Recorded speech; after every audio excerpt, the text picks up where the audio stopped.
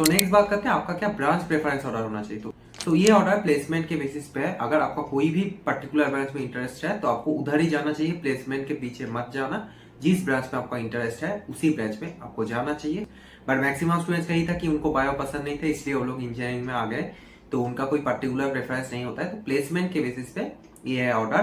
But अगर आपको government exams में जाना है या फिर आपको और कोई एग्जाम के लिए प्रिपेयर करना है तो फिर आपको mechanical, chemical, production, civil, metallurgy, biotech ये सारे कोर ब्रांचेस चूज करना चाहिए, फिर सीएसईसी में मत जाना।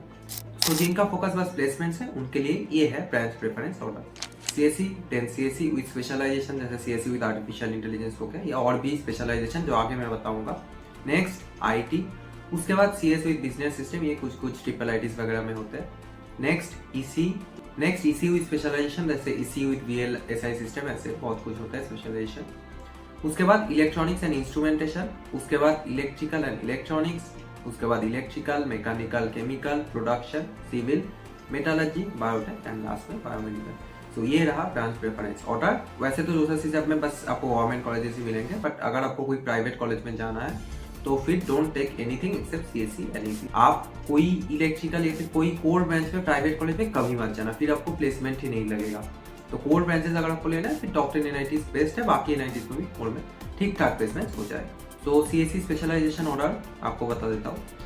सो फर्स्ट आपको प्रेफरेंस देना है CS without any specialization, just computer science branch, तो उसको आपको फर्स्ट प्रेफरेंस देना है। उसके बाद CS with AI and machine learning, या फिर काफ़ी जगह सिर्फ एआई बोलते हैं या फिर काफ़ी जगह एआई एंड मशीन लर्निंग बोलते हैं, तो उसके बाद आपको ये प्रेफरेंस देना है।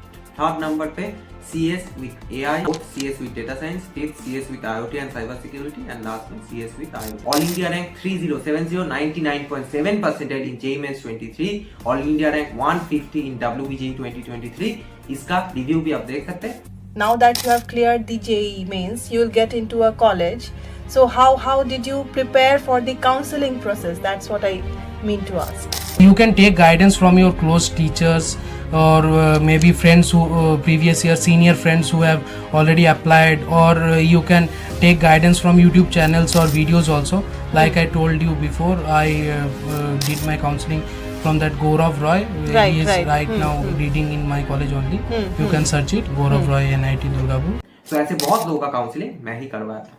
सो ये फॉर्म जब आप ओपन करेंगे ऐसे कुछ दिख रहा होगा, नेम, जेंडर, आपको ये सारा डिटेल्स भरना है, specially CRL and JEE main session 2 percentage. तो ये सारा डिटेल्स आपको बहुत ध्यान से भरना है। एंड अगर आप कोई कैटेगरी से है तो आपका कैटेगरी रैंक एंड आप किस क्लास में है, email, mobile number, WhatsApp number सब दे दीजिए।